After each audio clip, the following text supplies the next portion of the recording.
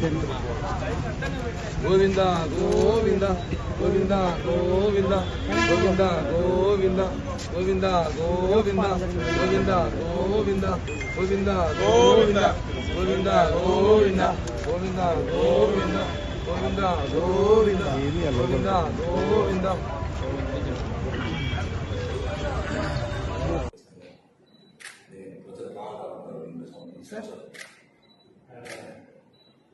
పవిత్ర పుణ్యక్షేత్రం తిరుమల తిరుపతి దేవస్థానం. తిరుమల అంటేనే గుర్తొచ్చేది అందరికీ వెంకటేశ్వర స్వామి దర్శనం తర్వాత గుర్తొచ్చేది మహాప్రసాదం లడ్డు. దర్శనం దొరకపోయినా ఒక లడ్డు దొరికితే చాలు వాళ్ళ ఊర్లోకి వెళ్లి భక్తులకు పంచేది ఆనవాయితీగా ఉంటుంది. అలాంటి లడ్డూలో జగన్మోహన్ రెడ్డి అంటే బ్యాచ్ ప్రకృతి పడి గత ప్రభుత్వంలో 320 రూపాయల కల నాసి రకం నెయ్యి వాడి ఆ నెయ్యి ద్వారా అప్పట్లో లడ్డు చెడిపోయేది కానీ 2 రోజుల పైన ఉండేది కాదు, అసలు లడ్డు రుచుండేది కాదు.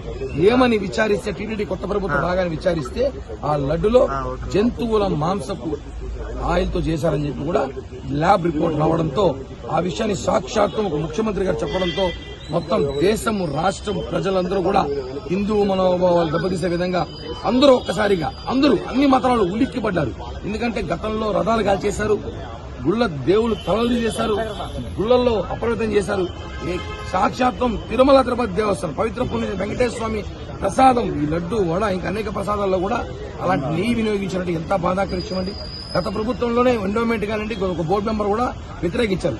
టీటీడీ వెంకటేశ్వర స్వామి దగ్గర మాత్రం మంచి ఘీ వాడదాం, దేశీ నెయ్యి వాడదామని చెప్పినా కూడా ఈ ధర్మారెడ్డి, రవి సుబ్బారెడ్డి, కరుణాకర్ రెడ్డి పట్టించుకోకుండా వాళ్ళు మేము చెప్పిందే చేయాలి. ఎందుకంటే అక్కడ ఉన్న అధికారులందరూ కూడా వేరే మతస్థులు. ఆ విషయాన్ని గతంలో కూడా చెప్పాం. వీళ్ళు హిందువుల మనోభావాలు దెబ్బతీసే విధంగా తిరుమల తిరుపతి దేవస్థానం అన్ని కార్యక్రమాలు చేస్తున్నారు. అంటే కూడా అప్పుడు ప్రభుత్వం పట్టించుకోలేదు. ఇప్పుడు విజిలెన్స్ ఎంక్వైరీ జరుగుతోంది.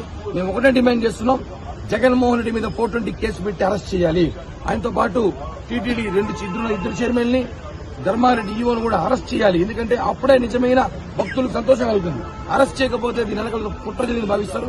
అరెస్ట్ చేసే వరకు జనసేన పార్టీ పోరాడుతూనే ఉంటుంది.